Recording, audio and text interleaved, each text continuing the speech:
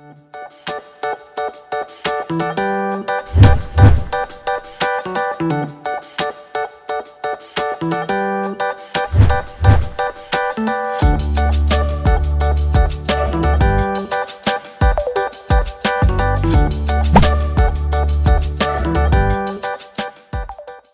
semuanya. Selamat datang kembali di channel Science Lecturer Gaming. Kali ini, kami menyajikan video penafsiran terhadap film animasi One Piece dengan menggunakan teori filsafat dekonstruksi. Disclaimer, video ini hanyalah sebuah teori. Lebih tepatnya, video ini mencoba menafsirkan salah satu karakter dalam film animasi One Piece, Monkey D. Luffy, dengan menggunakan teori dekonstruksi. Jadi, video ini tidak bermaksud lebih dari itu. Hantu-hantu dekonstruksi. Dari Derrida ke D. Luffy untuk generasi D. Il N, Y.A. Pas The Horse Text T. Tak ada yang di luar teks. Jacques Derrida. Of Grammatology. 1976. Derrida tidak hadir lagi. Meninggal tanggal 9 Oktober tahun 2004. Dia pernah mengatakan bahwa, saya tak percaya orang hidup terus. Seseorang yang telah lama meninggal. Kematiannya diumumkan secara resmi oleh kantor Presiden Republik Perancis. Namun bayang-bayangnya masih terasa, bahkan sangat intens di kalangan tertentu. Misalnya di Amerika terdapat lembaga yang khusus mempelajari pemikiran-pemikirannya. Pemikiran Derrida yang sekaligus menjadi warisan terpentingnya adalah dekonstruksi. Dari sini bisa dikatakan, kurang tepat namun penting, Surature. Apa itu Surature? Bahwa Derrida telah menjadi hantu atau spekter? Atau lebih kurang tepatnya lagi namun penting, bahwa dekonstruksi telah menjadi the specter. Why is specter? Bagaimana tidak? Derrida sudah pergi. Dia tidak hadir lagi. Namun dekonstruksinya masih terus membayangi dan merasuki pemikiran-pemikiran atau person-person tertentu. Hantu adalah sesuatu yang nyata sekaligus tidak nyata. Posisinya terletak di antara dua ruang itu. Bermain di garis batas. Sebagaimana dekonstruksi itu sendiri yang suka bermain di margin-margin teks. Lalu apa itu dekonstruksi? What is deconstruction? Secara singkat. In a nutshell. Demikian jawab Derrida kepada seorang wartawan. Tentunya, wartawan itu kaget mendengar jawaban tersebut. Derrida sendiri mengakui ketidakmampuannya mendefinisikan dekonstruksi. Namun dia kembali berkata, tidak seburuk itu. Kita mencoba merangkum dekonstruksi secara singkat. Itu pun kita harus terlibat dengan filsafat barat atau tentang bagaimana kita berpikir. McQuillan dapat membantu untuk menjelaskan dan memahami dekonstruksi melalui 5 strategi yaitu: pertama, dekonstruksi tidak tepat jika dikatakan sebagai cara atau metode. Kedua, dekonstruksi menyangkut kontaminasi oposisi-oposisi biner. Ketiga, dekonstruksi meminati yang terpinggir. Keempat, dekonstruksi adalah sejarah. Kelima, tidak ada yang bebas teks. Derrida mengatakan bahwa dekonstruksi itu, pas de metode. Kata pas, dalam bahasa Perancis berarti tidak, maupun langkah. Ini berarti dekonstruksi tidak, bukan sebuah metode sekaligus juga sebuah langkah. Kata tidak, negasi dan langkah afirmasi. Dekonstruksi menegasikan dirinya sebagai sebuah metode. Karena di sana, tidak terdapat perangkat aturan, tidak ada kriteria, tidak ada program, dan tidak ada prosedur bahkan tidak ada teori yang bisa diikuti dalam dekonstruksi, demikian penegasan McQuillan. Tapi dekonstruksi mengafirmasikan dirinya sebagai langkah, kurang tepat namun penting, metodis. Langkah mengindikasikan gerak tak berarah tanpa telos atau tujuan. Kita bisa saja memprediksikan langkah kita mau dimaksudkan ke hal-hal tertentu. Namun langkah itu senantiasa terkontaminasi dengan hal-hal lain. Sehingga apa yang dimaksudkan tidak sesuai lagi dengan maksud pertama. Hal ini lebih jelas dalam tekstualitas. Seorang penulis memaksudkan makna tertentu bagi pembaca. Tapi pembaca menangkap makna berbeda dari maksud penulis. Sekaligus langkah-langkah penulis dalam memaksudkan makna. Pun langkah penulis awalnya sudah terkontaminasi dengan yang lain. Jelas berbeda dengan metode-metode baku yang memiliki prosedur untuk mengontrol makna atau pembakuan makna atau telos. Sementara hal itulah yang menjadi sasaran dekonstruksi. Lalu apa yang dimaksud dengan bukan metode sekaligus langkah? Menurut McQuillan itu adalah peristiwa pembacaan. Dekonstruksi sebagai peristiwa pembacaan merupakan proses terus-menerus dalam merongrong pembakuan metodis dan makna. Di satu sisi, alih-alih membutuhkan metode dan makna baku, di sisi lain metode dan makna baku itulah yang dirongrongnya. Sehingganya pembakuan itu tidak mungkin, karena selalu terkontaminasi dengan yang lain. Sementara yang lain itu selalu saja dikecualikan proses pembakuannya. Ya, dekonstruksi mencoba mengangkat yang lain itu ke permukaan. Ini bisa dilihat bagaimana dekonstruksi merongrong logika oposisi biner yang mendominasi pola filsafat Barat, sebagaimana sudah disinggung sebelumnya. Derrida mengatakan bahwa pemikiran Barat disusun oleh dikotomi, yaitu konsep-konsep yang berpasangan dan saling berlawanan. Misalnya kehadiran, absen, identitas, perbedaan, bicara, menulis, dan seterusnya. Dua istilah yang membentuk satu dikotomi itu memang dimaksudkan eksklusif satu sama lain. Sesuatu itu kalau tidak hadir tentu absen, tidak mungkin bisa keduanya. Pemahaman ini signifikan sekaligus problematis. Secara signifikansi, diperlukan ide tentang perbedaan untuk memahami ide tentang identitas. Namun dalam dikotomi itu terjadi suatu hierarki makna. Satu istilah lebih istimewa atau baku daripada istilah lainnya. Identitas lebih istimewa daripada perbedaan. Hadir lebih istimewa daripada absen. Berbicara lebih istimewa daripada menulis. Pengistimewaan atau pembakuan inilah yang problematis. Pemikiran Barat pada umumnya lebih mengistimewakan kehadiran daripada absen. Sama halnya dengan pengistimewaan berbicara daripada menulis. Berbicara lebih unggul dalam mentransfer makna. Sementara menulis membuyarkan makna. Dengan berbicara, makna bisa dihadirkan secara utuh kepada pendengar. Ini mengandaikan sebuah kehadiran makna secara utuh atau pembakuan makna. Derrida menyebutnya sebagai logocentrism atau metafisika kehadiran. Logocentrism atau metafisika kehadiran mengandaikan adanya asal-usul makna origin, asali, yang harus dipertahankan, dibakukan, disampaikan dan dimengerti. Sehingga person-person harus melacak, mengambil dan bersandar pada makna asali itu. Bagi Derrida, hal demikian adalah tidak mungkin, karena sejak awal makna sudah selalu terkontaminasi dengan makna lainnya. Makna selalu berjejak. Memaksakan makna asali atau baku berarti memaksakan dan menegasikan perbedaan-perbedaan makna. Makna lain disingkirkan. Yang lian, atau lain, disingkirkan. Kita perlu berpikir secara berbeda. Apa artinya memikirkan absen sama istimewanya dengan kehadiran? Atau menulis sama istimewanya dengan berbicara?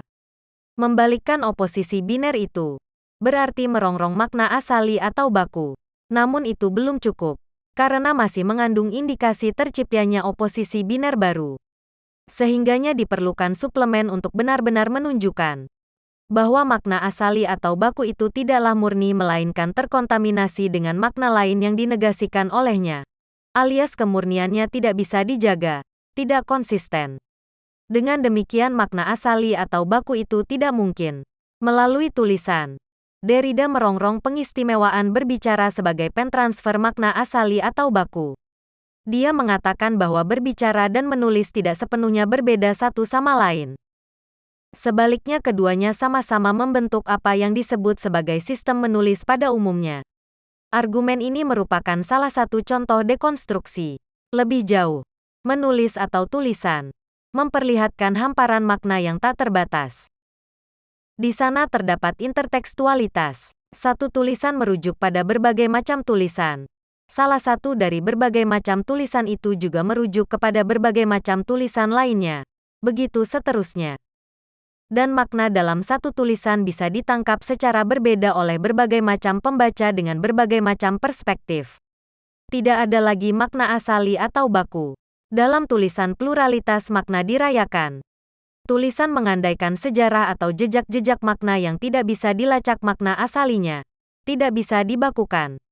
Tulisan senantiasa berkait kelindan dengan tulisan-tulisan atau makna-makna lain. Dekonstruksi memperlihatkan bahwa makna teks selalu mengacu pada rangkaian jejak-jejak. Mereka adalah yang lian. Fragmen-fragmen partikular yang disingkirkan oleh makna asali atau baku. Dekonstruksi mengangkat yang lain ke permukaan. Membenturkannya dengan makna asali. Pembakuan. telos yang mencoba menjadi absolut. Dekonstruksi akan selalu menghantui absolutisme. Merasuki person-person untuk terus mendekonstruksinya. Karena tidak ada yang di luar teks. Hantu-hantu dekonstruksi terus bergentayangan, merembes sampai ke medan-medan lain. Merasuki person-person. Bahkan wilayah fiktif pun dirasuki. Hal ini terlihat pada Monkey D. Luffy dalam serial animasi One Piece. D. Luffy mulai mendekonstruksi kemanusiaannya dengan memakan buah setan tipe paramesia, jenis karet. Dia menjadi manusia karet, yang begitu fleksibel. Gerak-geriknya begitu liar. Tidak sesuai dengan segala macam prosedur kehidupan. Dalam perjalanannya mengarungi lautan, dia bertemu dengan berbagai macam absolutisme. Dan itu didekonstruksinya. Dia membela yang lian, person-person yang dinegasikan oleh absolutisme. Mulai dari pembongkaran absolutisme Kapten Morgan, Angkatan Laut di East Blue.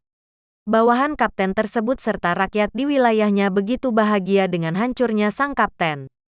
Kemudian di Arabasta, salah satu pulau di Greenland, D. Luffy menggagalkan rencana absolutisme dalam bentuk monopoli alam, yakni hujan, oleh krokodile si manusia pasir. Selanjutnya Dewa Enel di Skypiea, simbol absolutisme teologis, dibongkar oleh D. Luffy. Rakyat di wilayah itu begitu takut pada Enel karena kekuatan petirnya yang tidak mungkin lagi dilawan. Sementara rakyat juga terpecah dua, penduduk Skypiea dan penduduk Sandia, karena intrik dari dewa itu sendiri. Namun D. Luffy membongkar itu semua, mulai dari asumsi ketidakmungkinan melawan sang dewa.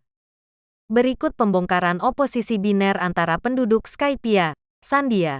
Akhirnya setelah absolutisme teologis dibongkar, kedua penduduk itu hidup berbaur dan tidak ada lagi oposisi biner.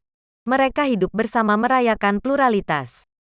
Pemerintah dunia, The World Government, di Enies Lobby, Pulau Keadilan, menjadi saksi berikutnya bagaimana D. Luffy membongkar simbol absolutisme keadilan. Diawali dengan pembakaran simbol pemerintahan dunia yaitu bendera. Kemudian penghancuran pasukan elit pemerintah yang telah dilatih secara programik. Anehnya, pemerintah dunia itu akhirnya menggunakan booster call untuk menghancurkan kembali Pulau Enies Lobby. Ini paralel dengan teks yang senantiasa mendekonstruksi dirinya sendiri.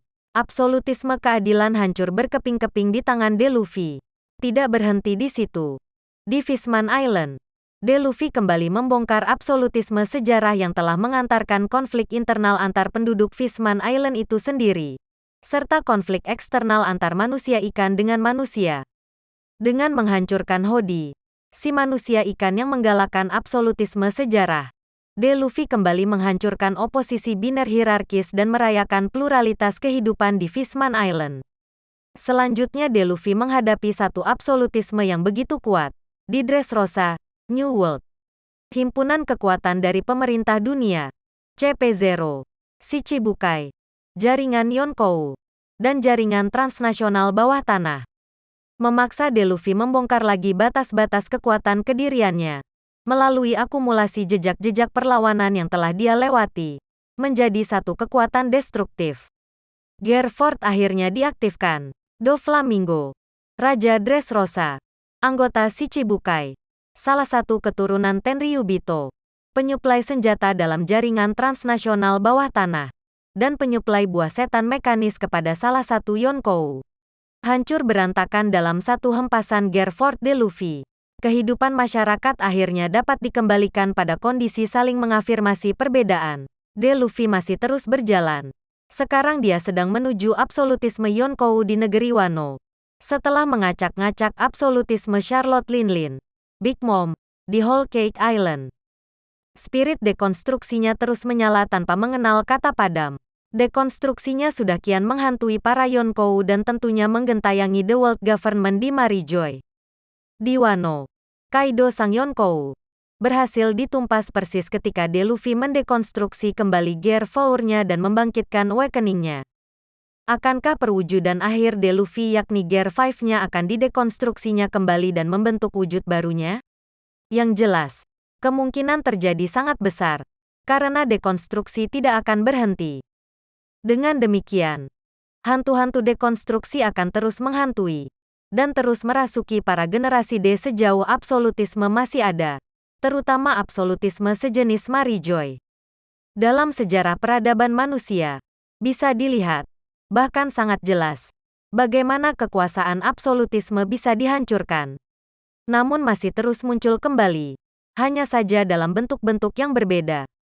Terkadang begitu tampak, terkadang begitu halus tak terlihat. Namun generasi D selalu ada di dalamnya. Sebab dekonstruksi selalu bermain di dalam absolutisme itu sendiri. Hantu-hantu dekonstruksi senantiasa bergentayangan dan merasuki. Bisakah hantu ini diusir atau dibunuh? Biasanya, untuk mengusir hantu digunakan mantera-mantera.